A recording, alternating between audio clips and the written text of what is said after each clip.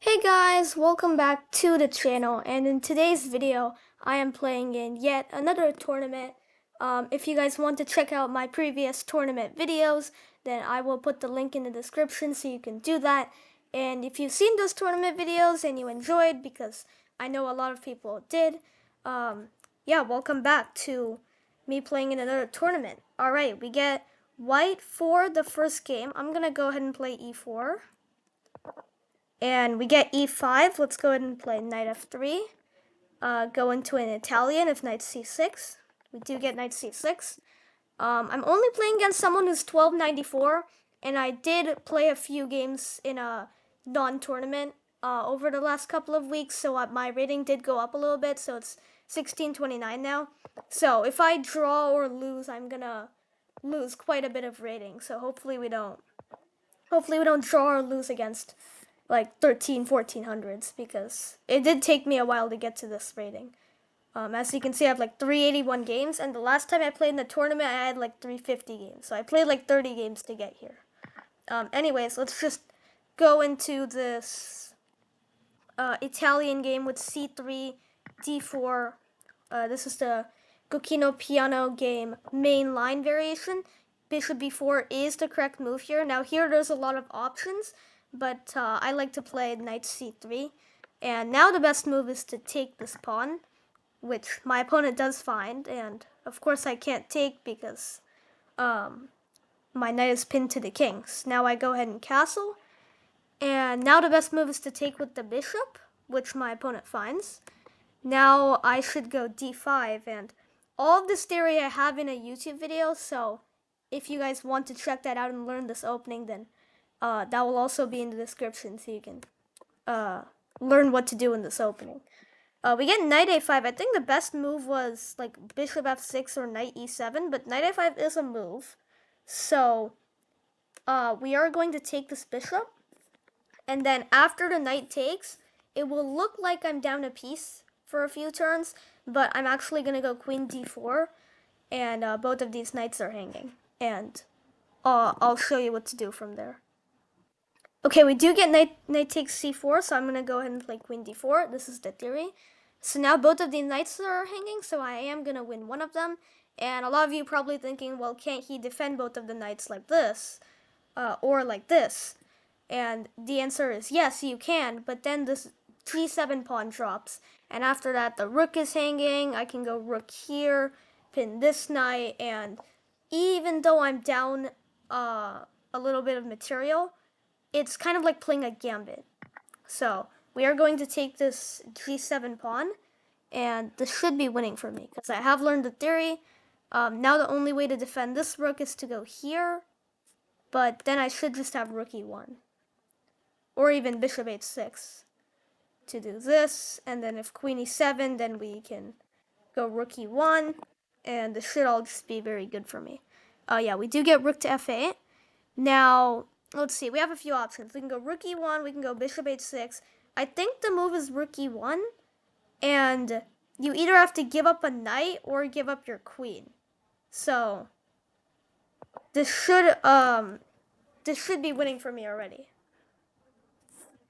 Because yeah, the king has no place to move. So you have to give up these knights, which would actually be useless because after I take them, you still have to give up the queen. So yeah, that's kind of unfortunate for my opponent. Even though I can take, I'm not sure if it's the best move, because I could bring my bishop out, double attack the queen, so that, you know, if here, then this is just checkmate. And if he tries to like block like this, then I can take with the bishop. So I think bishop g5 is actually better. And yeah, the queen is pinned to the king, so of course it can't take or anything. And it can take my rook, but then I can just take back like this, and then you are going to get checkmated very soon, because this bishop cuts off the escape squares here. So, I do believe this is basically game over for my opponent. Alright, we get knight to f5, attacking my queen in return. I think for me, the best move is to just sack my queen for the rook, because after the king takes, then I can take their queen, and then that should be winning. Or let's see. I take, so now I'm up 2 points. They take, so I'm down 7 points. I take, so I'm up 2 points, and they take, so I'm down 1 point. Okay, actually it's not the best for me. What if I just move my queen like here?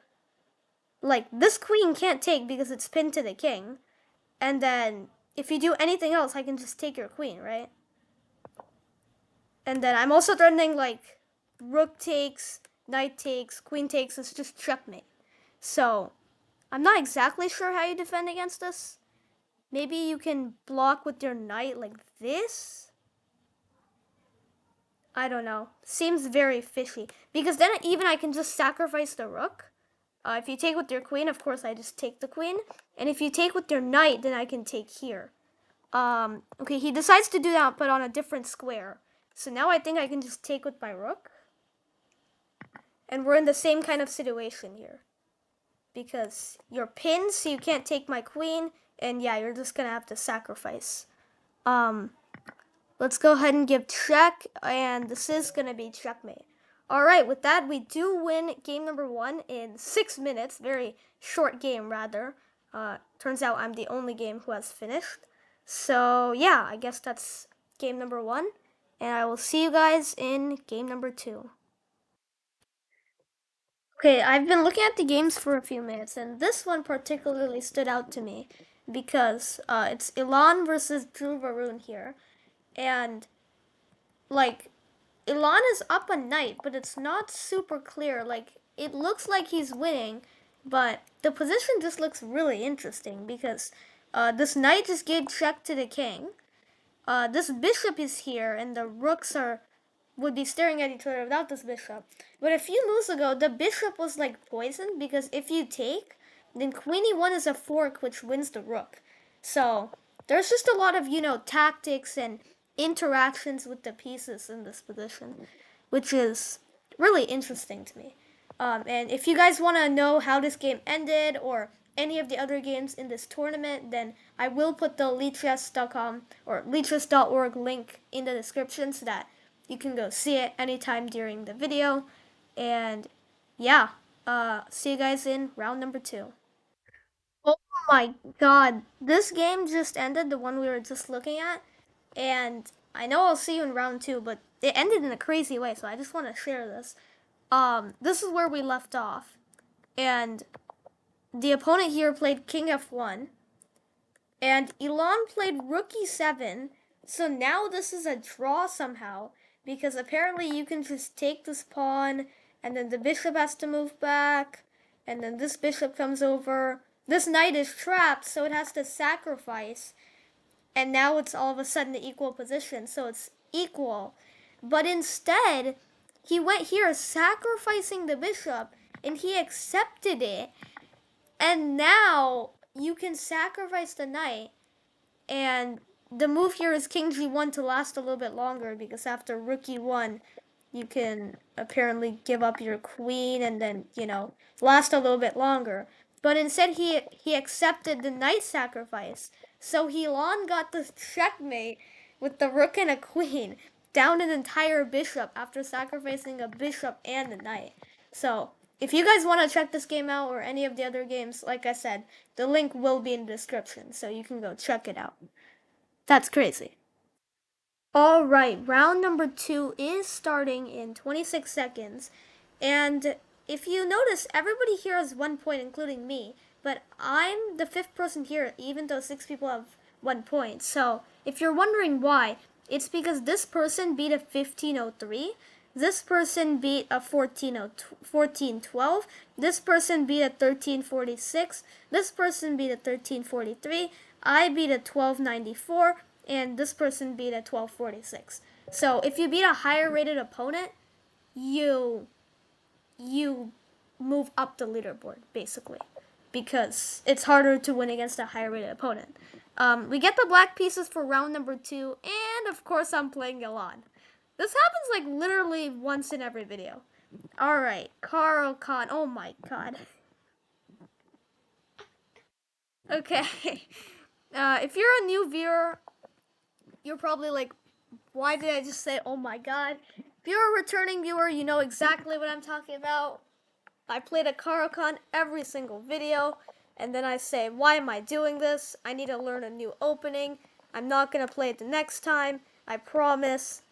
And then I play the same opening again. I'm sorry. I literally cannot control myself.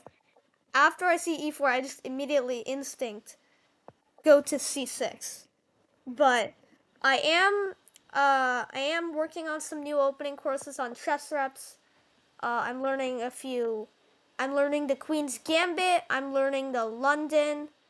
I think I'm learning the Ponziani. I'm learning a few openings. So I will make more videos about those openings and also use them in our games to see and win.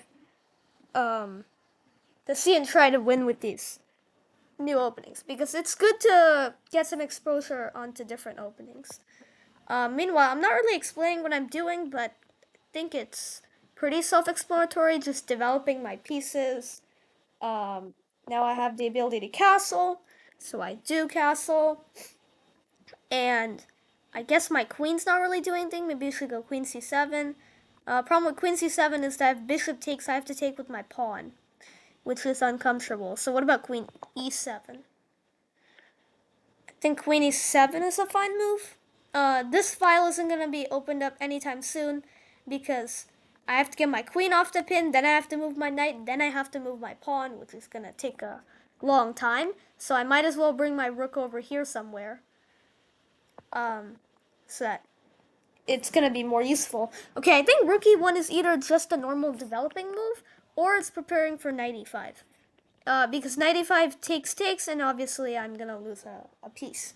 So can't really do anything about that. I'm gonna bring this rook over here. If he goes knight e5, I can just ignore it. Because, I mean, if you take, I can just take back. It's fine. We get queen b3, targeting this pawn, I'm assuming. So, how do I actually defend that? I could go here. And my bishops actually do a pretty good job of controlling everything. So the queen would have to go back, which I think is fine. All right, we get queen to c2. Let's see. What do I want to go here? Not to mention, Ilan is also 18-15 on Lichess for some reason. He just grinded a bunch and gained a lot of rating. So I do get a lot of rating if I win or draw this game. Should I go bishop c6? I mean, that takes away the knight square. But I could just go b6 and move the knight there. Oh, wait, no, I can't. b4. I could go here. Yeah, let's do that. If b4, I go knight c4, take. Well, you can't take, because then I take here and I expose this. Right? Am I crazy? Did I just lose a pawn for no reason, or what? We get knight to e5. If takes, I just take, that's fine. I can't take right now, because then this. What if I go here? You know what? Even though this exposes my king a little bit, I think I should go for it. Because this pin is just really annoying. Like, really annoying. Because then I can't take here because then the pawn's going to take and I'm going to lose a piece. And I can't move my knight. I can't move my queen. Or else I expose it. So, it's just really annoying. Is bishop here a problem? Like, can I just move my knight? Bishop check, I can just go here, right? I don't see anything wrong with that. Which means we're gonna play knight h5. I'm being a bit risky here by allowing the bishop to come in. But I don't see any problems right away. I'm gonna go ahead and take. His goal is probably to bring this queen in like that. And how do I exactly stop that? Well, I could trade and then go like here. Or I could go here immediately. Well, no, I can't go here immediately because knight g6. So I think I need to get rid of this pesky, annoying knight. But I'm okay with that because my bishop was doing nothing here anyway because all of these squares were being controlled by pawns. So that's fine. My king is just a little bit exposed. Is the problem here. I could also go queen here, give a check. Don't really see a point in that check though. So we might as well go f6 and try to get the queen to g7. If he takes, I'm honestly not sure what I take with. Because if I take with my queen, then this is no longer possible because the pawn drops. If I take with my rook, then I could go there, but is the rook on f6 really, yeah. Obviously now he's threatening this is the short-term threat, so I'm gonna defend it. He goes for the trade. Let's take back. Now queen g6 is off the table because my rook defends. And actually my rook is doing a pretty good job of defending everything. So I can move my queen. The only slight issue is that my king is exposed and his king is not, which would give him the advantage. I'm not gonna accept this rook trade. Instead, I'm gonna go here and double up on the file so that if he wants the rook trade, we trade everything off and he doesn't get the open file, or if he takes, then I take back and I get the open file, not him. Well, I guess he can go rook f1 afterwards, but then it would be a trade, right? Also done on time a little bit because I'm talking, but don't think that should be too much of a problem. It's like almost 11 minutes to 12 minutes, so not a big issue. I could take, but then the knight comes in. Is that a problem? I don't think so. If the rook comes in, I think I will take because I don't want too much pressure. But this knight is also doing nothing, so maybe I should bring that in. I could also go bishop e8 and try to force this queen away. You know what? Let's do that. This queen is being kind of pesky, so let's force it away. It basically only has two options, g4 and h3.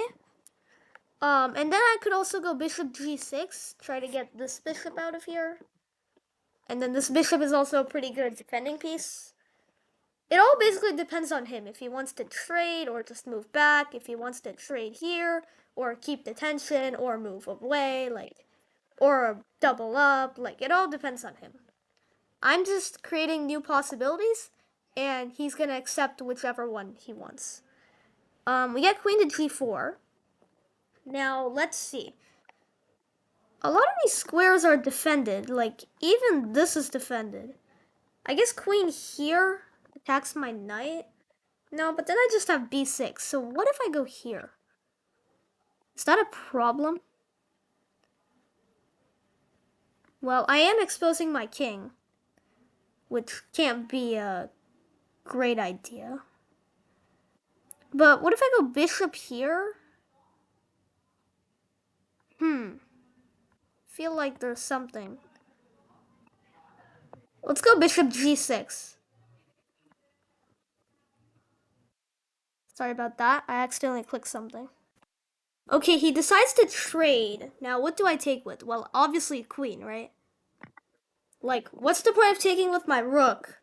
Like, why did I bring this rook over if I'm just gonna take and scoot everything over? Also, my queen is really passive if I do that. I mean, I guess still here it's pretty passive, but I have, like, some options here, I guess. Not super sure. If the rook takes, I think I'll take with rook. Actually, I could take with queen or rook, so. Well, if I take with queen, he can, like, force a rook trade. By going rook f1. Queen e7, he can take. But if I take with my rook, then I guess this also forces a rook trade because I don't have any options to go anywhere. But, I don't know. Rook takes just feels. It just feels better. Not really sure why. Oh, he decides to double up immediately. Okay. So now I do have the option to literally take.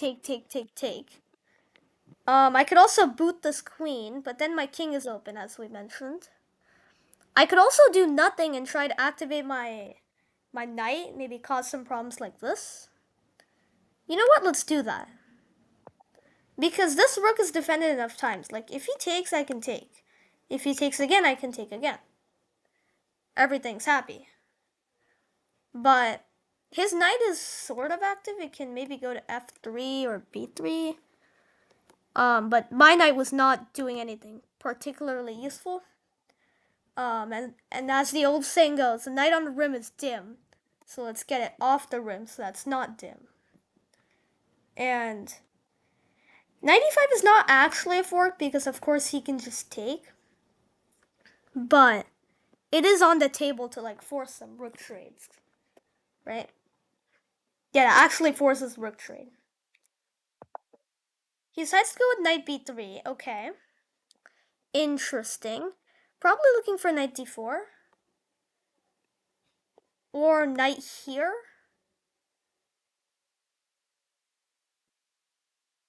I'm gonna go ahead and force some rook trades. Like, there's a lot of tension here.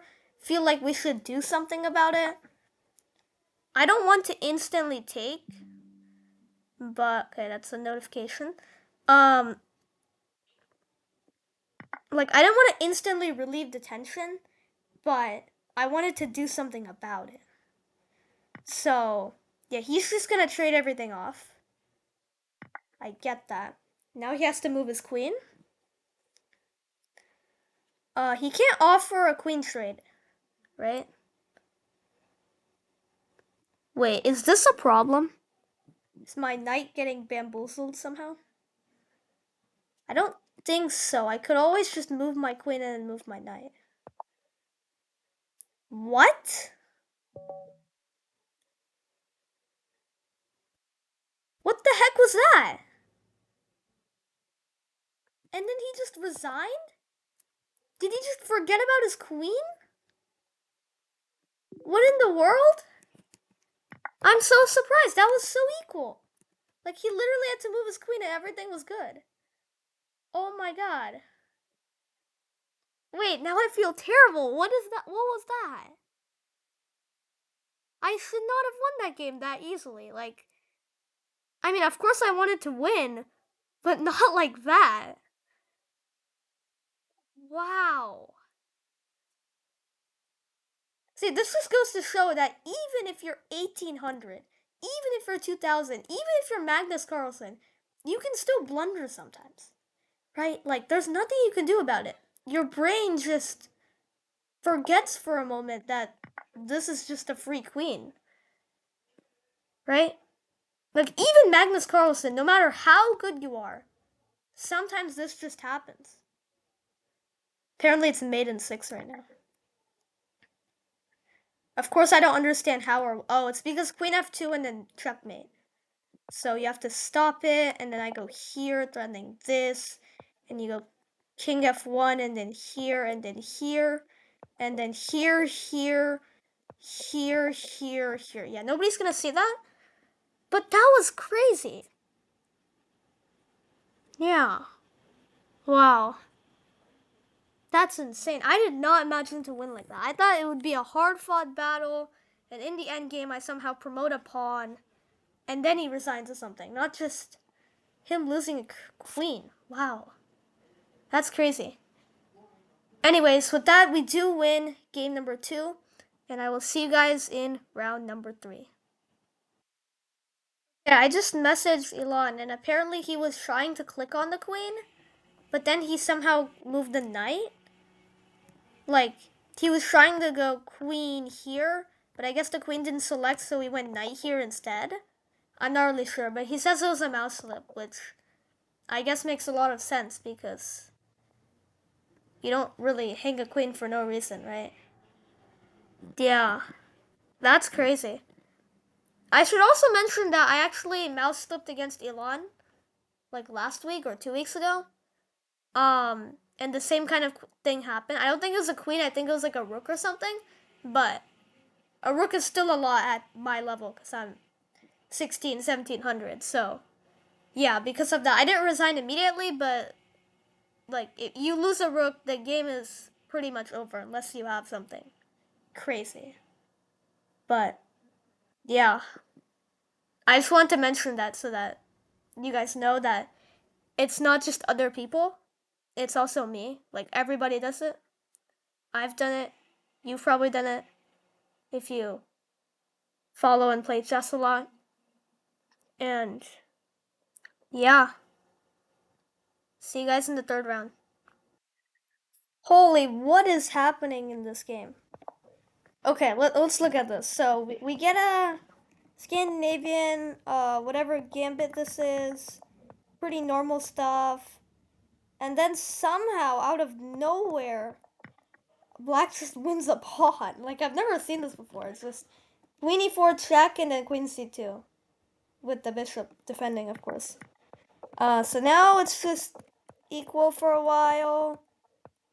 Black kind of gets this pin, but it's just f4 and the pin's gone. And then it's pretty equal. Now, I don't know why knight b8 was played. Maybe that was a mouse slip. I'm not sure. But white gets the pawn right back. Then the bishop is moving back. And then out of nowhere, this happens. And then black is winning by 2 points again.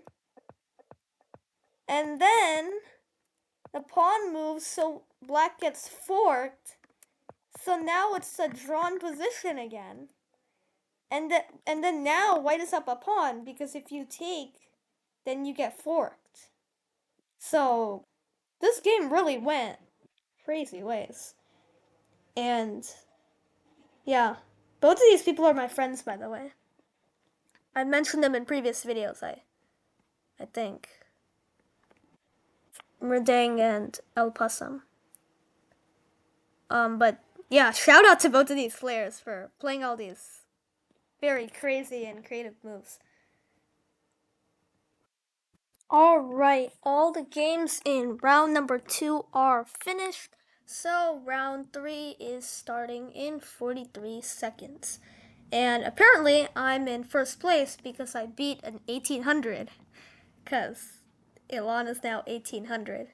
Which I guess is good, but I'm still in shock about how that game ended. Cause yeah, that was crazy. Alright, game number 3, we have the black pieces against gold serval. Does gold serval have 2 points? Yeah, he has 2 points. Okay, because everybody has 2 points, play each other. So, yes, I'm learning new openings, but for today's tournament and maybe the last tournament, we are going to play the Caro-Kann because I'm most familiar with this, and I do need to win this game. Probably d4, and then I'm guessing bishop d3. I have played gold serval a bunch of times before. On Lichess only 3 times, but I've played them like 4 times in person as well. So I know different openings that he plays. So I'm expecting bishop d3 or maybe bishop b5. Bishop e2. Okay, I've actually never seen him play bishop e2. He always plays bishop d3. Elon also plays bishop d3. Vibov plays bishop b5 a lot. Like, I know some people like one variation over the other. Um, I'm just playing standard Caro-Kann theory right now. Getting my bishop out. Queen b6 is also a move. I think I'm gonna go queen b6 because now this bishop can't develop or you lose this pawn. And I'm threatening to take and then win this pawn. Wait, is that just a free pawn? I think he just lost a pawn, right? According to Stockfish, this is still pretty equal, but if you're a human, I don't think there's a lot of compensation for it. Yeah, he's thinking for a while, cause I don't think he realized that the knight was protecting the pawn, and then when I take, he loses the pawn, which is understandable. A lot of people forget about that. I have uh gotten a free pawn to opening a bunch of times like this.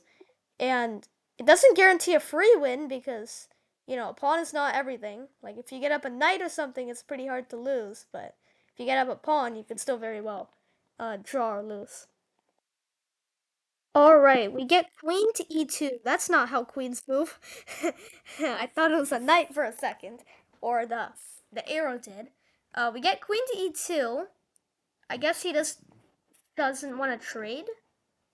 Not really sure. Most people decide to trade, so not sure why he's not trading, but that's fine. I think I just develop my bishop and then castle. Don't see a problem with queen e2. It's not really targeting anything. My pawn structure is super solid. The only weak pawn, quote unquote, weak pawn right now is this, but then when I castle, it's not gonna be weak. And I guess b7 is also kind of weak, but should be fine. We get knight to b5 targeting this bishop. Now I can't just drop back because this is gonna be a fork. So what if I go queen here? If takes, then I just take and I'm covering this. If he doesn't take, then I'm also threatening checkmate. So I think I actually force a queen trade. Which is fine by me because I am up a pawn, so I do want to trade. And of course, if he takes the bishop, then I just take back. So actually, it's not a forced queen trade because, yeah, he can take the bishop. Okay, he decides to take the queen though, which is good. Actually, on second thought, maybe I should have taken with the knight, so I attack the bishop so that I can get more trades in. But you know, it's fine. We're gonna castle. We will be good. He's looking to sacrifice the rook, I think, and then go here. But I'm gonna castle so that this thing isn't even a threat anymore. So there's no point in sacrificing. If this pawn were here, though, he could take and then remove the defender of the bishop and then take. But luckily, I have a pawn here. Or I guess not. Luckily, I purposely put a pawn there so that that wouldn't happen. But yeah, we'll see what my opponent does here. All right, we get rook to b1. I think he wants to develop his bishop, but he doesn't want to lose this pawn, so that's the reasoning behind this move. I'm gonna go ahead and play a6, boot this knight out. It can't come in anywhere because of my bishop, so it has to go back here. And notice it can't go to a3 because he played a3 earlier. And when he does go here, I'm gonna take with my bishop, and that's good for two reasons. One, it doubles his pawn structure, and he has an isolated pawn here, which is good for me. And two, in general, trading is good when you're up material. I think b5 here is the best move so that the rook can't take my pawn, because I don't want to go rook b8 and be stuck defending this pawn. And yeah, this knight isn't defended anymore, but that doesn't really matter. Bishop d2. I could go rook c8, try to x-ray this pawn, maybe by going d4 afterwards. So, oh, I guess d4 would be the only way to hang the knight. So yeah, d4 is now possible. Oh wait, hold on. I have to be a little bit careful. d4, if he takes my knight, I take the pawn. He takes, I take. So he takes a knight, I take a pawn. So I'm down 2. And then he takes my pawn, so I'm down 3, and then I take back, so it's equal. So I think that should be fine. But what if he takes here, then I just take back with my knight. And after d4, if he takes my knight, and after takes he moves his bishop, what do I do then? Oh, I just take the bishop. Right? I think my calculation's correct here. Or on the other hand, I could just not risk anything and just play standard normal chess. But if my calculations are correct, that should work, I believe. He does have the bishop pair though, so if he goes here and he trades it off, I should be happy about that. Because, yeah, the bishop pair is pretty strong. When you have two bishops like this, it's called the bishop pair.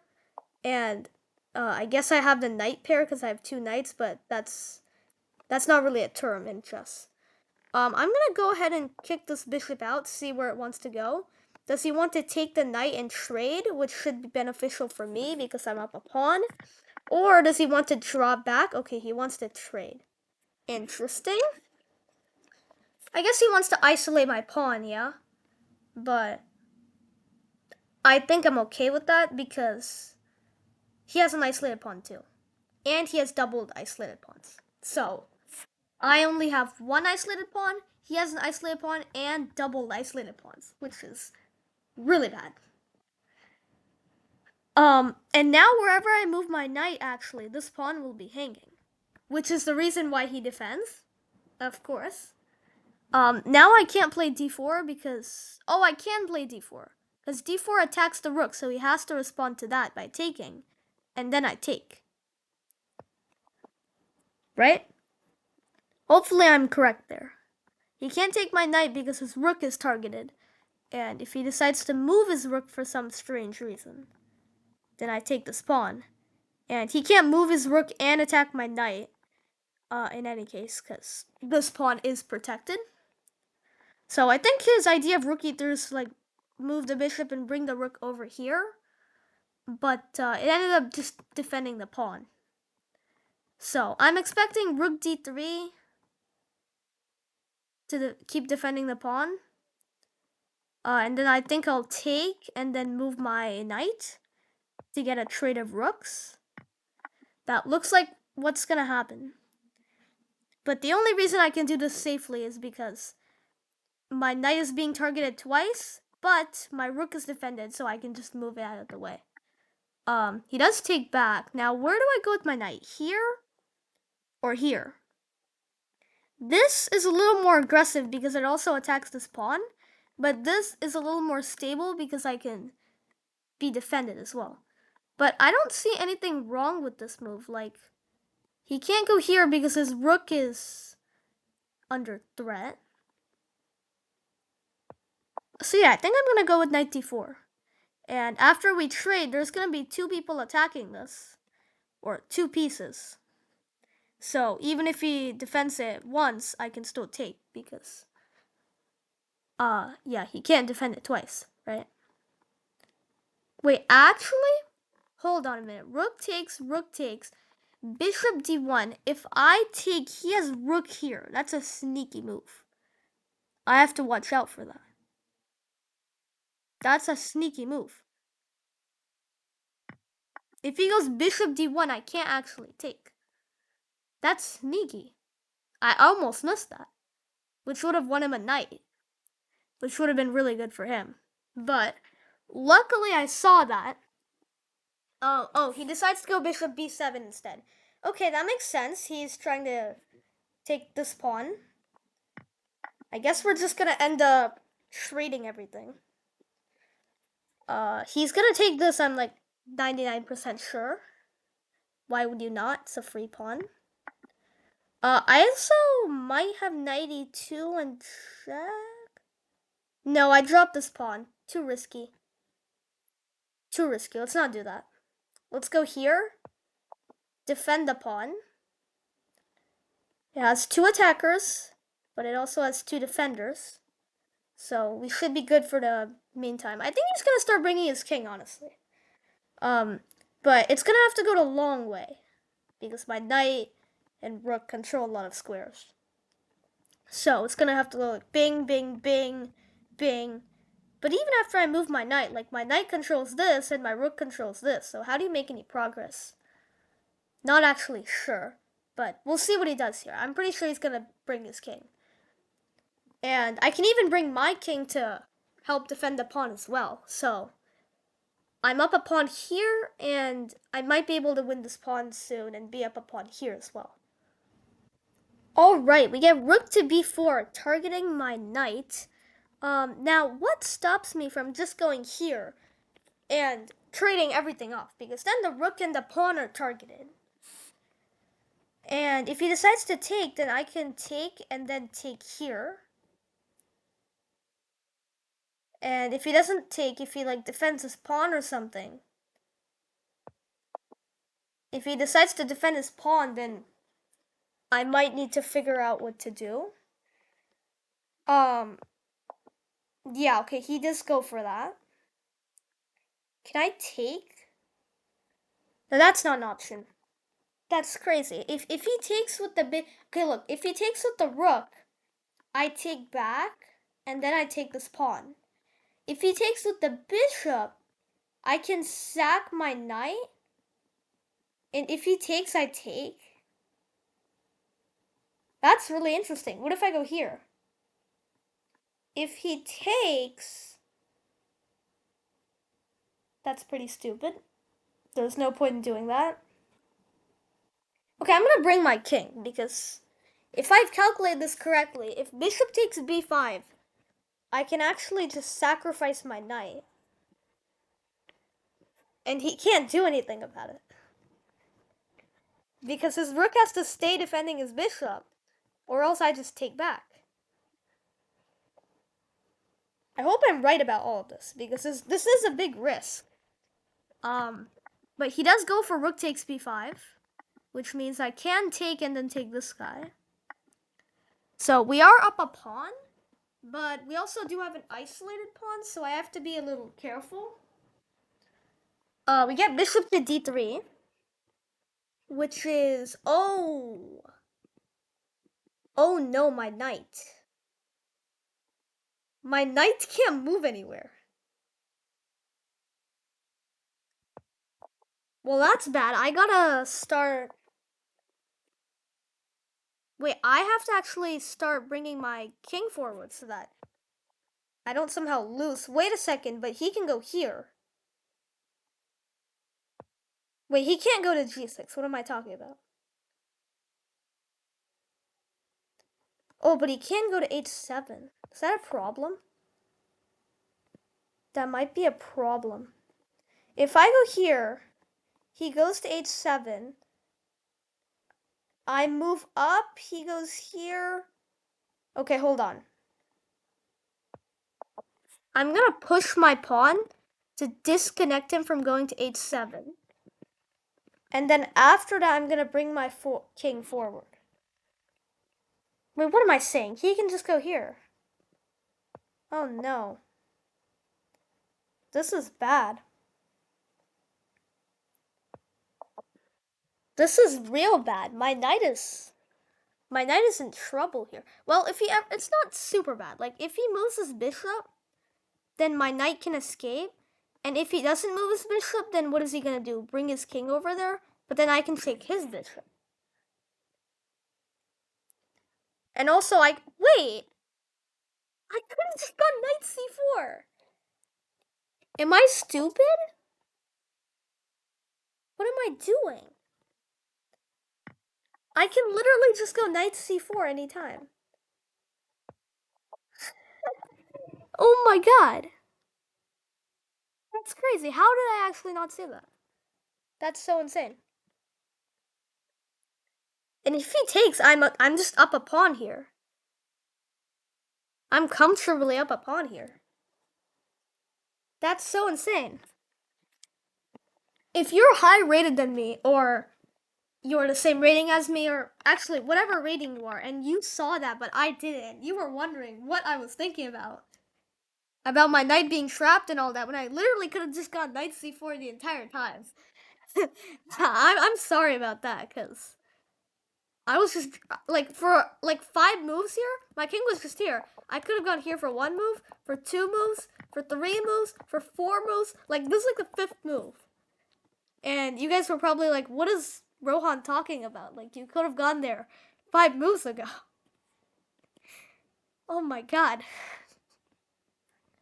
That's funny. That's really funny. Alright. My opponent's thinking for a while here. There might be some critical moments coming up soon, though, because if I somehow allow him to promote one of these pawns, then that would be real bad. So I do have to watch out. And, I mean, let's face it, I have 9 minutes, he has 3 minutes, so I do have to calculate. Well, I could make a passed pawn. If he goes here, I take. This pawn is handled. What if I take? He's gonna go bishop here and there. Well, if he goes there, I can go here. I think I'm fine. I think I think this is gonna be a draw. I honestly think. Whoa, whoa, whoa, whoa, whoa, whoa, whoa, whoa, whoa! I almost hung my knight. Let's not do that. I'm targeting this bishop, and I'm also covering this square, so he can't push. I think if I can get my knight here, and then bring my king and try to take this pawn, I'm in the clear for a win. If not, it's gonna be a draw. There's no way I lose this because his pawn I'm always covering with my pawn. And I'm the one who has a passed pawn, so it's like physically impossible for me to lose. Let's see, if he takes the bishop right now, then I just have a passed pawn, and I can go pick up his pawn, and I'm good.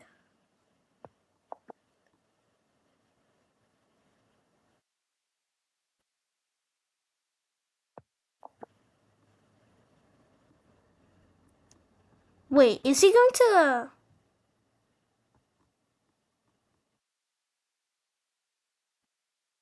Hold on. I think I have to move my knight back, because his king is getting in. But then my king gets in. If he pushes, I take. If bishop takes, I take, and then I win. So he can't push. He can't push. What am I saying? He can't push. My pawn is literally here. But whenever I try to push my pawn, his bishop is always going to sacrifice. That's the problem. That's the big problem. Well, the good thing is that his bishop can never come to h7 and try to come here and scoop up my pawns because my knight is always covering. That's the good thing. The bad thing is that if he pushes and I take, what if he just like goes king here? Is it just a draw? I could also win on time. Wait, that's actually a reality. I could actually win on time. Let's go here. Can I sack my knight? We might... Wait, no way. No way.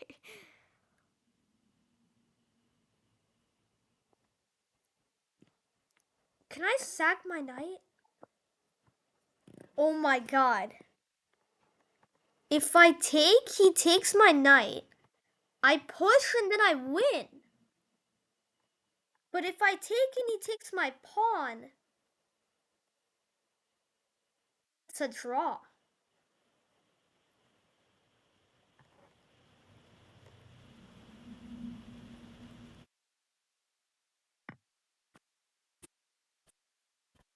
Take my pawn. He's gonna take the pawn. If he takes my knight, I win. Yeah. Yeah, this is a draw.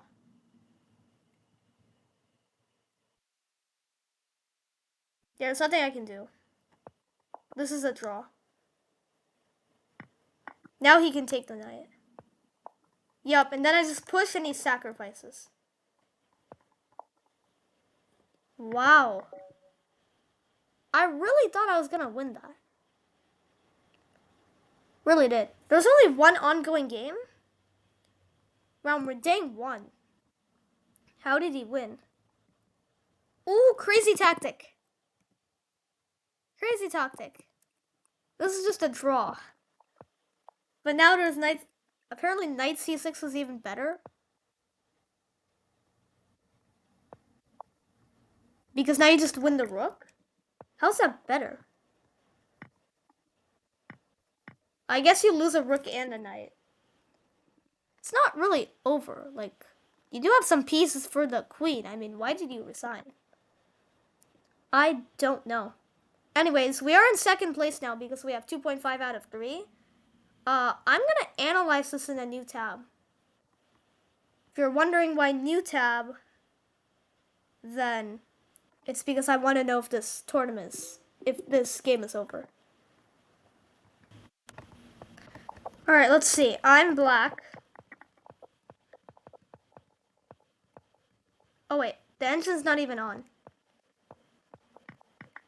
I'm just gonna go through it with the engine one time so that it knows all of the moves, and then we will actually analyze.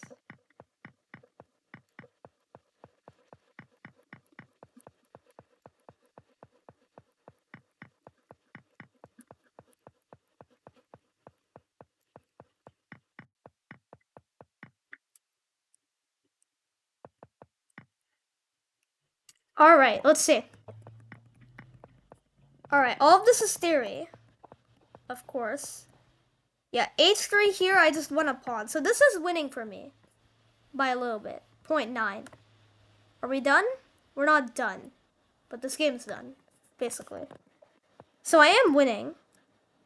Apparently queen e5 was the only move. Oh yeah, that makes sense.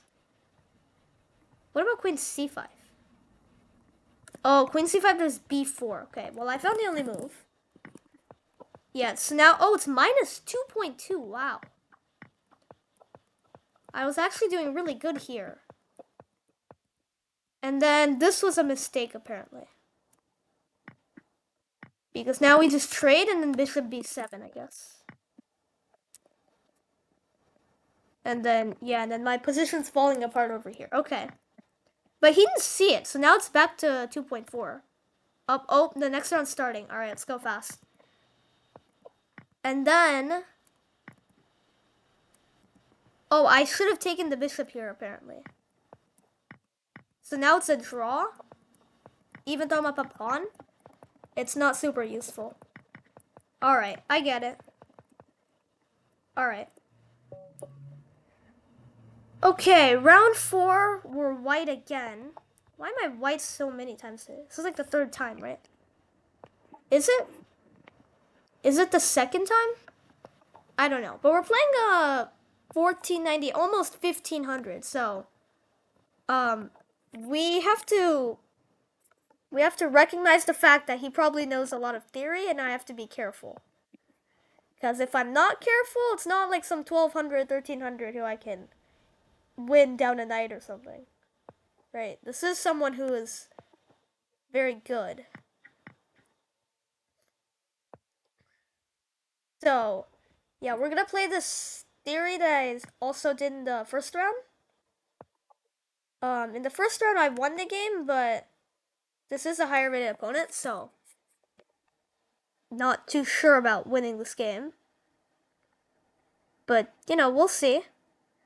Bishop takes c3 is the move here, but he goes for knight takes.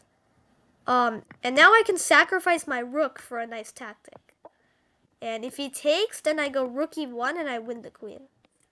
So a lot of people here see that and they go d6. And after d6, it's rook c1, bishop a5, queen here. Oh, but he actually takes. Okay. This is the fun part. Because now I can take, and you lose a queen. The queen's literally trapped.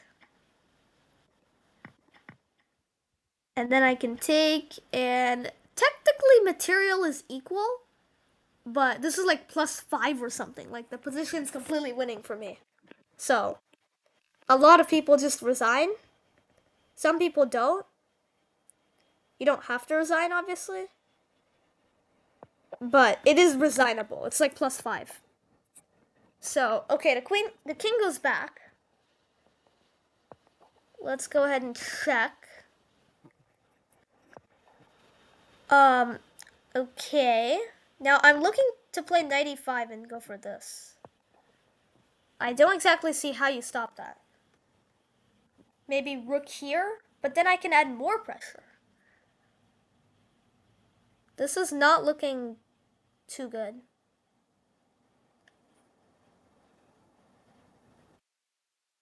Right?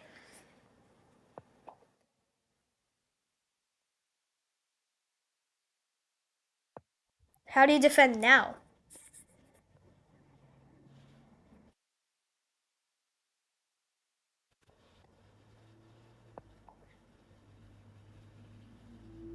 D5. Really? I guess he can go bishop E6. But then I just take, right? Wait, is it a smothered mate? No way. Oh, he can sack the rook. That's sad. That's really sad. He's going for it? It's gonna be a smothered mate. Yeah, he can sack the rook though.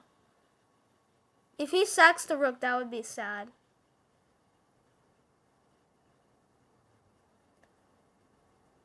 Please don't sack the rook. Come on, bro. King G8. Yes! Yes, knight H6 double check. And now we sacrifice the queen! Let's go! I think this is my first smothered mate on Lichess. I've done it on chess.com twice, but this is my first smothered mate on Lichess, I think. That's crazy. I did not even expect that. I know it was winning, but I've never actually got a smothered mate out of this variation. Yeah, this is plus 1.5. Wait, what was the evaluation here? I said plus 5, right? Yeah, plus 4.2. So, a little bit worse than what I said, but, you know, still very good. Yeah, this was the mistake here because now this is a problem. Yeah, it's not exactly checkmate because you can just sack, but my opponent was kind enough to let me do the smothered checkmate. Wow, that's really cool. Anyways, hope you guys enjoyed that. And oh, I forgot forgot that there is a fifth round. I thought that was the last game, so I was just like, anyways, hope you guys enjoyed that. I literally forgot there's a fifth round.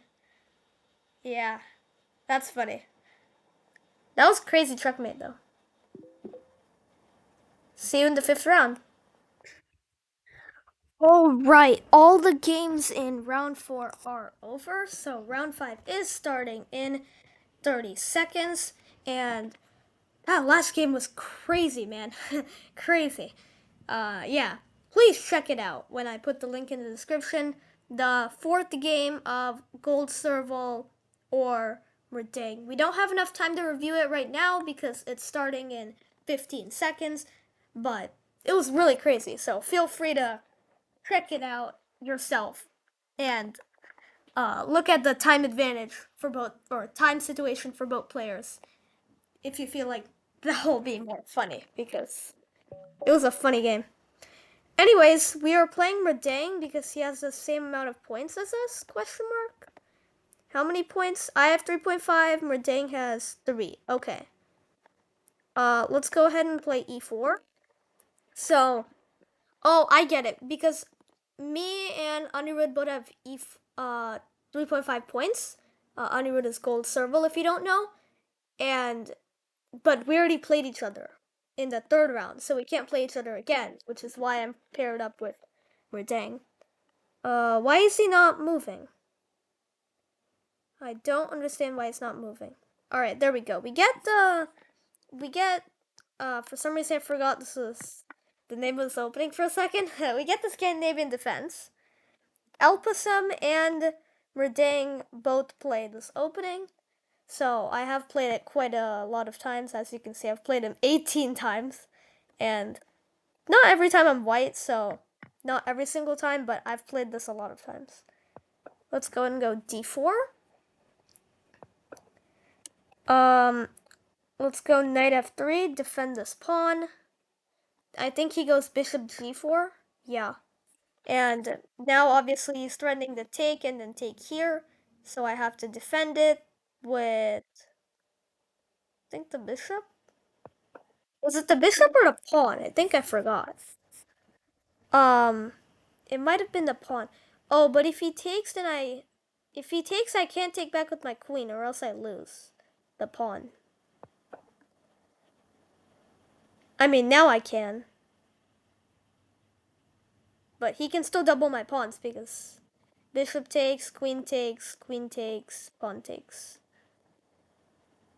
I really don't understand why Stockfish doesn't like I almost said Sicilian, Scandinavian, because it is a pretty good opening. A lot of people don't know how to play against it.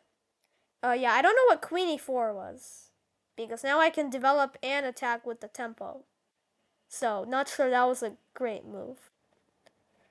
But next move, we will be castling. Unless the queen goes back here, in which case I think C4 is better. And then if the queen goes here, we have a fork. If not, I think we just castle. And we should be fine. Alright, we do get queen d5, still keeping an eye on this knight. I think I can go c4 now. Try to boot this queen out of here. Obviously, it can't take because I can just take back. So we get queen to h5 instead. He really wants to keep an eye on that knight. Which I guess makes sense, because then he can double my pawns. This pawn is also hanging, so I should probably move it. But now he does have knight to e5, bishop here. Take, take, take, take.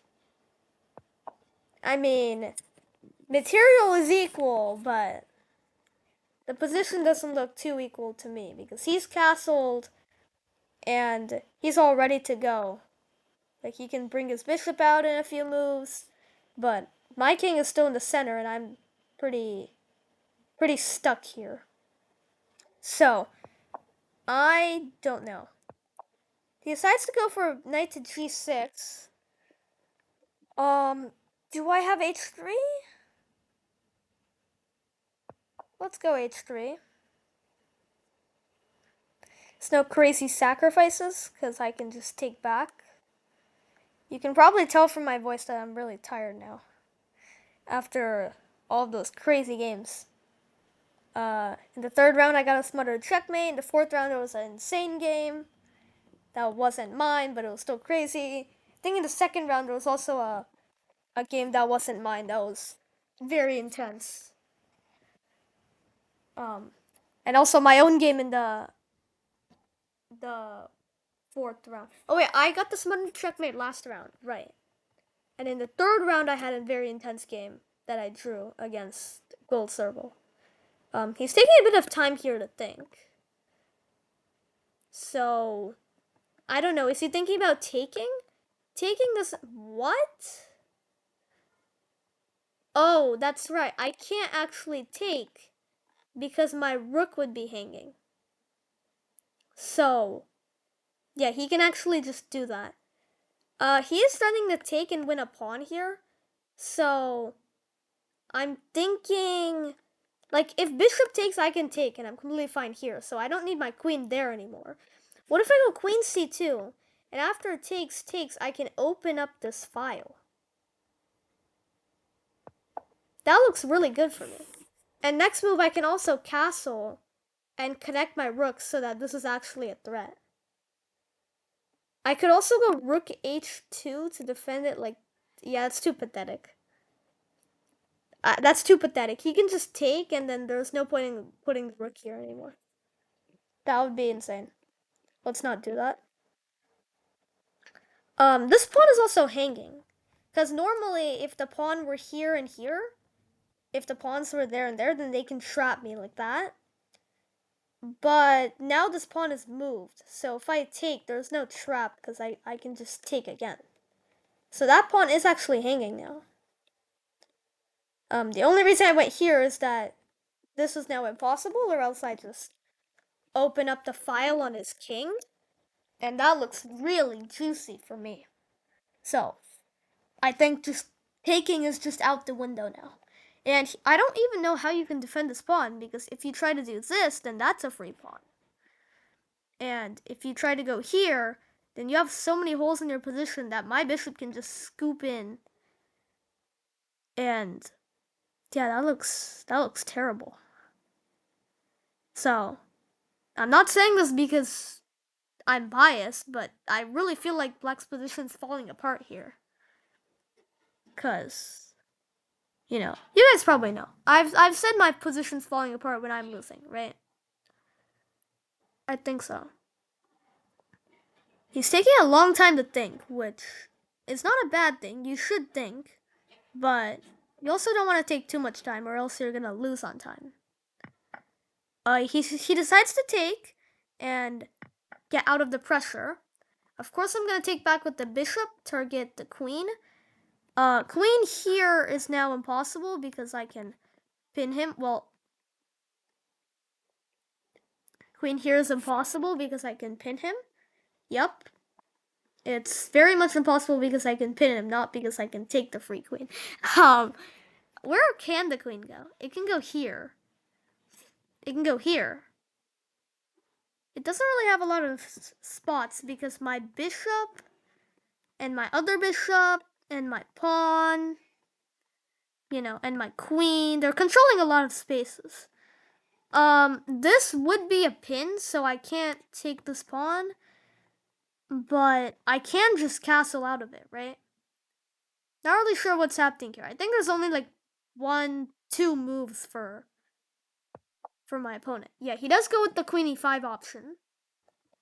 Now, I would like to go bishop here and give him a check, but I don't see any point in doing that because he can just block, and that kind of just helped him develop. So I'm gonna try and get out of this pin by castling. The question is, which way do I castle? If I castle this way, he could very well pawn storm me, and that could be a problem later on. But if I castle this way, I mean, my king's not that safe at all, and I kind of want to attack him by pushing these pawns. So I think I'm gonna castle this way. And it's not like he can do anything about it at this specific moment, right? Like if he goes for h5, it's kind of suspicious because I can go g3, and after this I can go here. And there's no en passant because I moved it twice. Or something. I don't know. Really not sure.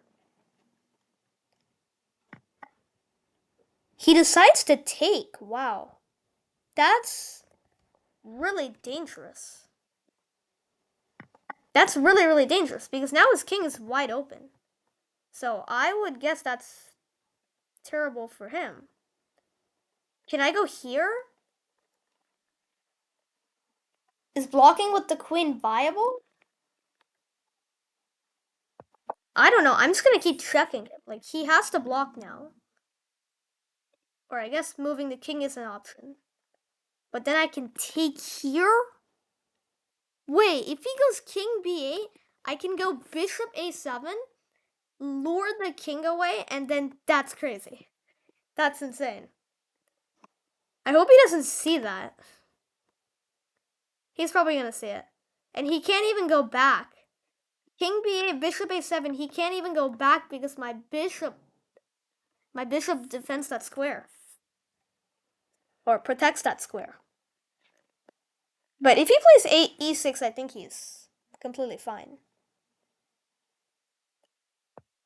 Rook d7. Wait, why? Why? Can't you just have gone e6? I think he saw this king b8 bishop stack idea, and he thought there was no other solution other than giving up the rook. But why? Well, first of all, I could just take the free rook and just be up material and play an endgame. Or I could go here. If queen takes, I take, and I can still win the rook, right? Feeling the pressure. I might have just made a terrible mistake. He can also go here, though. Wait, if he goes here, then I take? The rook moves. Oh, the rook can't move because I can push.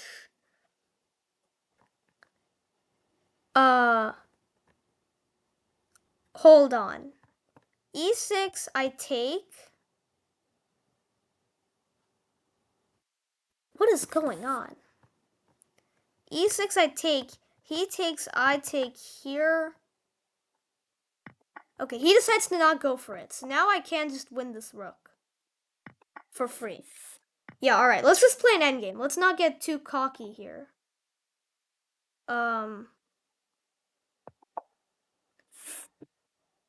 Let's not get too cocky. Let's just play an endgame. Up a piece. Or up the exchange. This pawn is hanging. I don't know why I didn't take and I went here instead. But, okay, now I should be able to take and then take. Yeah, now we're just up a rook for a knight. And a bunch of pawns. Actually only one pawn. Let's give a spike check. If he decides to block, I think that's really good for me because I can keep filing up some pressure. And then maybe win the piece. He decides to move the king though. What if I invite the king? I'm gonna invite the king forward. He's probably gonna go back. Wait, but then I have bishop d4. And this rook does a really nice job of cutting the king off. This could be good for me. I'm not entirely sure. He could also block here, but then I have rook check. I have no idea. Absolutely no idea. He does go for that. Okay. Let's give a check here. Now his only option is to move the king back. Or I guess block with the knight. What? Isn't this checkmate? Oh, that is checkmate. All right, nice. With that, we do win game number 5. With the king on h4. That is a crazy checkmate. Oh my god. So now am I secured first place? Oh wait, no. If Gold Serval wins, he might get first place. But I think I'm secured second place, right? Yeah, I'm secured second place because if Elon wins, he'll have 4 points, which will actually put me in first because then he will still have 3.5 points because these people are playing each other.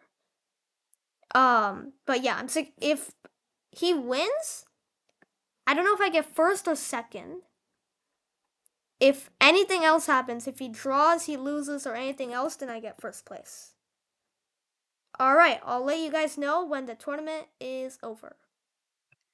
Alright, the tournament is over. Gold Serval did end up losing, which means Elon won and got 4 points, securing him second place. And I, with 4.5 points, got first place. I'm really happy with how this tournament went. The only place where it could have been better was I was winning in this game, and then I somehow messed up and made it a draw. But that's how it is. You can't win every single game. So I'm really glad with how it went, and we do in fact get first place.